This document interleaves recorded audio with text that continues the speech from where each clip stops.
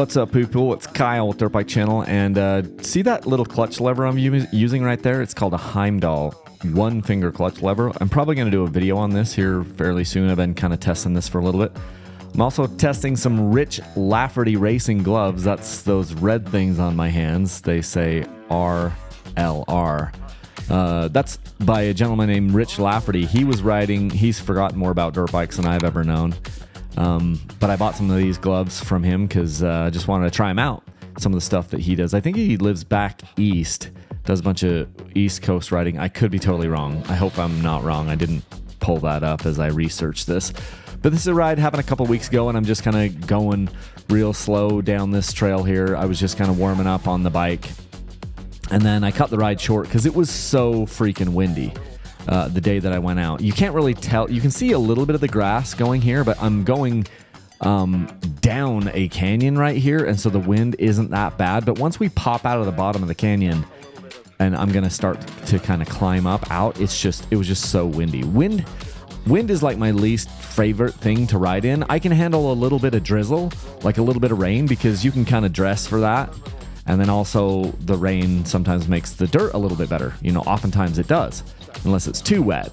But wind is just one of those elements that I just can't stand it. And it's not really affecting me that much here, but you'll see later in the video, it's literally going to be blowing me offline. Like I'll be climbing a rocky hill climb and they'll be blowing me offline. And so I don't love that. But I also believe on this one, I actually needed to turn my idle up because I got noticing as I go down these hills. So sometimes when you're on a fuel-injected bike and you're going down a hill, especially if it's a steep hill, this isn't super steep right here, but there are certain sections that are steeper than others. And you'll notice it on downhills. I'm not exactly sure why, but a lot of times your bike will just idle way too low when you're on a downhill, and it can almost stall. You can get to the point where you're like trying to keep the bike from stalling. And it's funny because your bike will run just fine.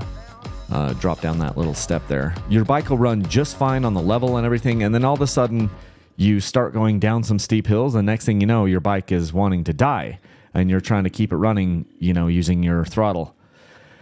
And that's just one more thing that I don't want to have to deal with. I kind of hate that. So I think it was either right after this ride or just before I turned on the camera. I remember I was thinking about that. I might have actually just turned my idle up a little bit, reached down there and hit that idle screw. There's a screw on the bottom of the throttle bodies on these, at least the KTM TBI bikes, because they do let us adjust our throttle. And you can see those weeds. They're just kind of whipping, right? And it's so weird that you'd have weeds whipping like that down in the bottom of a canyon. I know it doesn't seem like a lot here, but once I get coming up, in just a couple minutes, I will be, you see all that like grass kind of whipping through? I guess it'll depend on what your internet connection is. But I ended up just cutting the ride day short because I was like, this freaking sucks. I don't love that. But this is the 2025 KTM 250XC. It is a sweepstakes bikes for June, so if you're watching this before June, which I'm doing the video editing on this on May 27th, so we still have a few days. But if you're watching this during the month of June, you can enter to win this bike just by going to my website, dirtbikechannel.com, and either buying something that I have up there, like maybe some stickers or a magnetic parts tray or a wash brush or a t-shirt. Or you can use my links to Rocky Mountain ATV to literally purchase anything that they sell. Well, see, I'm touching on that Heimdall clutch lever right here. The sound is so bad today. I'm just going to do a voiceover. But I was touching that Heimdall clutch lever with my left finger. You notice that I'm probably talking about covering the controls right now because I got a finger on the clutch, I got a finger on the front brake, and most of the time I'm covering that rear brake, especially if I'm going downhill, covering that rear brake with my right foot. And it's just something that I've gotten really, really in the habit of over the years. And as you start to progress in your riding, I know a lot of newer guys watch this channel. I'm not like the best rider out there. So if you're wanting to see like the most gnarly stuff, you know, and you're a seasoned vet, you're probably not watching my channel. But a lot of new riders do watch this. And it's something that I stress a lot is covering your controls. And you notice basically anytime you can see my fingers, I'm covering the controls. If I'm going up a hill, maybe I'm not covering that brake, but look at that wind. See that wind? It's just whipping through those. And that grass and those weeds are short. And it is just ripping through that, up over the top of that valley. And then I'm going to try to go up this kind of where I'm pointing. And it gets challenging because it's just like rocky and loose. And the wind literally is coming from my left to right, as you see it here. And it'll literally start blowing me off the line. But back to the controls. I'm constantly covering that clutch. I will almost never take my finger off the clutch. And the only time I really take my finger off the brakes is if I'm going uphill. And I know I don't need that. That way I can put a little bit more strength into my hands to try to control my body weight and everything and just conserve some strength in that right hand. But I'm almost never taking my finger off that clutch. And you can just see it the whole way up. You've got one finger out on that clutch. And this is whether I'm using the stock levers. I'm usually more of a stock lever fan, but this Heimdall one finger clutch is pretty dang cool.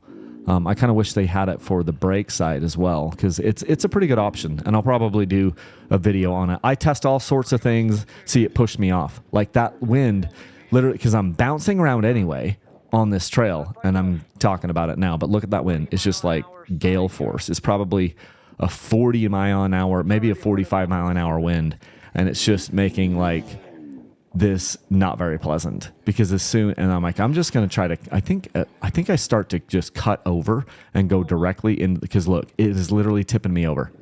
That wind is so freaking strong that my back wheel kind of spun out on something, and then it just popped me over. And I'm just like, that is no fun at all. So yes, I was a little bit off balance, but the reason I was off balance is because of the wind and climbing this stupid little thing. It's not a hard hill climb. This isn't a hard hill climb, but it was just loose and nasty. And then with the extra added of these added like wind gusts, I literally dropped the bike. So I didn't edit that out for you. I just wanted you to see. It was just kind of nasty. And so now I'm going to start to turn more into the wind.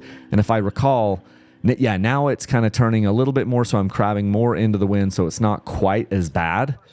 But I was looking at like different areas that I could go, and I'm just like, dude, I'm not interested in doing this. And I thought I was going to ride another time this week, so I cut the ride short, thinking that in 2 more days, when it was my birthday, I was going to go ride. And then all of a sudden after this, we had like rain for 10 days in a row. And so I never was able to get out and ride my second time that week.